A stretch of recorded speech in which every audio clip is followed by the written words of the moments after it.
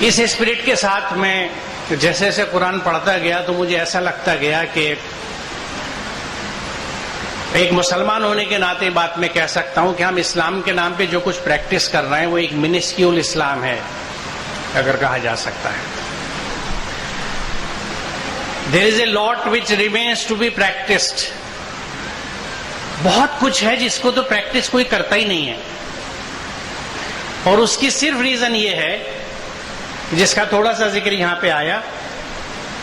اور یہ میں جو بات آپ سے کہنے جا رہا ہوں یہ گلوبل فینومینا ہے. میں جہاں جہاں دنیا میں گیا اور بہت جگہوں پہ گیا، اس کی کرپا ہے، تو وہاں میں نے مسلمانوں کی ایک سی کنڈیشن دیکھی کہ they read Quran without understanding it. Quran پڑھتے ہیں بنا سمجھے، اور میں نہیں سمجھتا کہ اس کو پڑھنا کیا کہیں گے جسے سمجھا نہ جائے. کیونکہ جب ہم کہتے ہیں کہ I have read something تو there is an inherent meaning that I have understood it. جب میں نے کہا کہ میں نے کچھ پڑھا ہے تو یہ انڈرسٹوڈ ہے کہ آپ نے سمجھ کے پڑھا. اتنی اگیانتا، اتنی انسائنٹیفک اور irrational ایٹیٹیوڈ کہیں اور نہیں ملتا ہمیں سوائے ہمارے بیچ میں کہ ہم اس کو پڑھتے ہیں لیکن سمجھتے نہیں. سمجھتے نہیں ہیں تو پریکٹس بھی نہیں کرتے، اور جب پریکٹس نہیں کرتے تو اس کے جو نقصان ہیں وہ مجھے آج اپنی سوسائٹی میں چاروں طرف نظر آتے ہیں.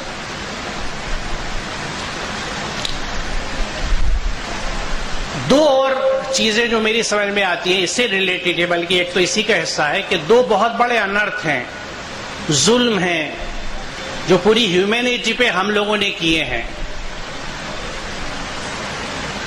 پہلی چیز جو سب سے بڑی ہے کہ ہم نے یہ ڈکلیئر کر دیا پتہ نہیں کب ڈاؤن دی ہسٹری کہ قرآن مسلمانوں کی دھارمک کتاب ہے.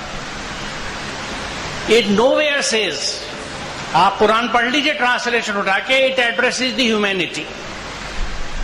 عربی میں اس لیے آئی تھی کہ وہ پروفیٹ اس وقت عربی والے تھے، کیونکہ یہ قرآن کہتا ہے کہ ہر زمانے میں ہم نے جو کتاب بھیجی وہ اس علاقے کی زبان میں بھیجی.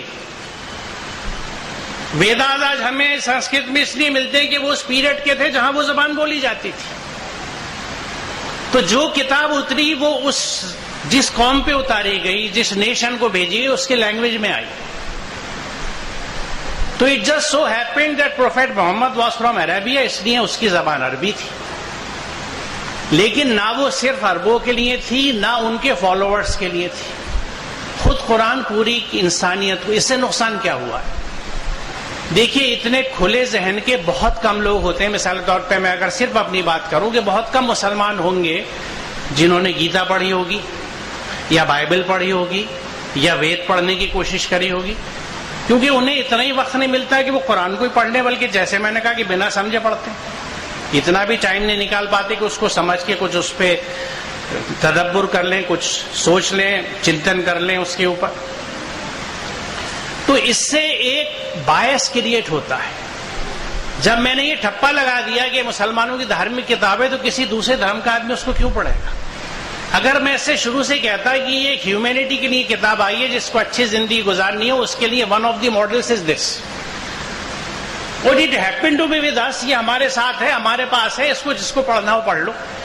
انسانیت کی کتاب ہے، انسان بنانے والی کتاب ہے، سماج کو جوڑنے والی کتاب ہے، سماج کو بنانے والی کتاب ہے. میں سمجھتا ہوں اگر اس اپروچ کو ہم لے کے چلتے تو آج تھوڑا سا سین الگ ہوتا. ہم نے ایک باعث کریٹ کر دی کتاب کی طرف، اور میں یہ سمجھتا ہوں کہ we are answerable for this date. ہم کہیں نہ کہیں جواب دہ ہوں گے کہ ہم نے اس کتاب کو کیوں ریسٹرکٹ کر دیا، اور اس پہ بڑا ستم یہ کیا کہ دوسروں سے بھی اس کو الگ کر لیا اور خود بھی اس کو نہ پڑھا نہ عمل کیا، اس کو لپیٹ کے اوپر رکھ دیا.